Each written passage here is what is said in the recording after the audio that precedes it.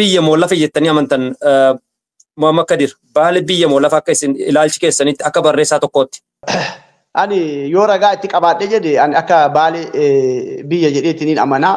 Biyya jedhee amanuu qofa osoo hin taane biyya jedhee illee fudhadha. Maaliif ragaalee biyyummaa isii waan beekuufi jechuudha. Biyya ta'uudhaaf. Biyyi takka biyya ta'uudhaaf qaama tokkoof jaalachiisuudhaaf baale biyya baale lafa jechuu osoo hin taane baale biyya gaafa jennu baale akkamitti biyya taate. Biyyi takka biyya ta'uudhaaf maal qabdi ture? Kaleessa seenaa kaleessaa keessatti baale maal qabdi? Biyyi takka jalqaba irratti biyyi takka biyya jennee dubbachuudhaaf oomisha qabdii osoo hin taane, beekaa qabdii osoo hin taane, hayyuu qabdii osoo hin taane, biyyi takka goota qabdii osoo hin taane addunyaa kanarraa namni waan kana hin qabne hin jiru. Garuu biyya ta'uudhaaf biyyi takka maaltu isii barbaachisa? Waa sadi waa afur guuttachuu qabdi. Kanaaf biyyi takka biyya ta'uudhaaf daangaa qabaachuu qabdi, bulchiinsa qabaachuu qabdi, heeraa fi seera qabaachuu qabdi, ummata bal'aa ummata qabaachuu qabdi jechuudha. Yoo qaama kana qabaatte biyyi sun biyya taati jechuudha. Kanaafiyyuu baalee biyya gaafa jennu bulchiinsa si ilaaluu dandeenya. Baale kaleessa bulchiinsa qabdi addunyaa waliin.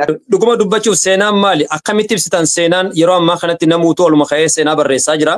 Seenaan isiniif maali? Ulaagaan seenaa barreessuudha akkami? Seenaan tokko akkamitti barraa? Isin biratti Faaddu galatoome qabxii barbaachisoodha waa'ee seenaa kanaa. Seenaa gaafa jennu namni hedduun waa'ee seenaa kana dubbata. Dhiigaanillee qulqulluu ta'e jechuudha. Nama luba guutu. Nama kanaa yoo barraa'e seenaan dhugaa ta'a. Nama dhiigaan qulqulluu ta'uu qaba jechaa jirtanii dhiigni kam ta'uu qaba? Fakkeenyaaf dhiiga Oromoo. Walaabuu Jiloo biyya tana bulchaa turetti baalee bulchiinsa gurguddaa qabdi. Walaabuu Jiloo bulchaa ture.